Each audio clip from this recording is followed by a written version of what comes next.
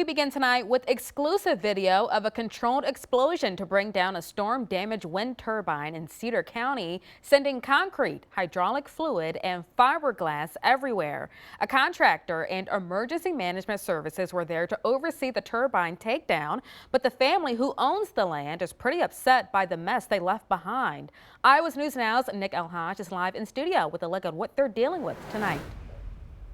Nicole, the explosion itself was a dramatic sight, but the Freeman family says they're blown away by the damage left behind on their land, accusing the company responsible of leaving them with a huge and potentially toxic mess. I don't know, it's just plastic, or if it's, I don't know, fiberglass. It's like plastic of some sort. If you go that way about 200 feet, there's still lots of chunks of concrete. Yeah, and and we always baled this for corn stalks for the cows. Well, you can't bale this now. It started with a lightning strike, rendering this Mechanicsville wind turbine useless. Now, with a controlled demolition, the tower comes crashing down, taking farmer Sally Freeman's trust in the process with it. We told them many times to look for an alternative method. We knew it was going to cause a lot of destruction, and it did, obviously. But you can go about 200 feet in any direction and find pieces of concrete. So now it's a matter of how is that going to get picked up. After now 3 wind turbine fires, they don't have a very good track record of cleaning things up. Freeman now frustrated with the fallout as her family's fields are now covered with potentially toxic debris. Now she's questioning why the company behind the demolition, Acciona, did not dismantle the turbine piece by piece like they did with the other turbine that also caught fire on Freeman's property. A county official says they were told that wasn't an option in this case.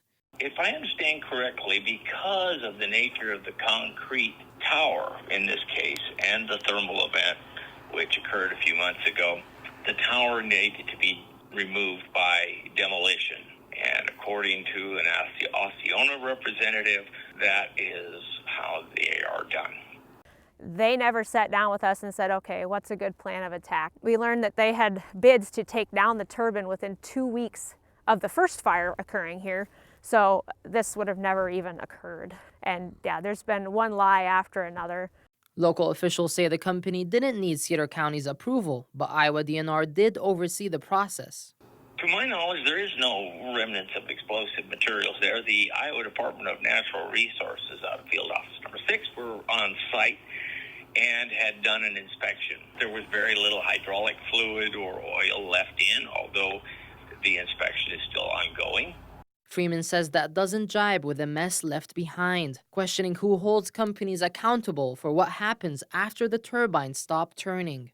There's nothing in our laws that say they can't just abandon them. And when it's left up to a civil litigation, landowner against giant company, who do we think is going to win? Not the landowner. Acciona, the company behind the demolition, still hasn't responded to our request for comment, and it's unclear when or if they'll be back to clean up their mess. Freeman says she's not holding her breath since it took the company more than a year to do anything about the debris the last time they took down a turbine on her property. Live in studio, Nick Elhaj, Iowa's News Now.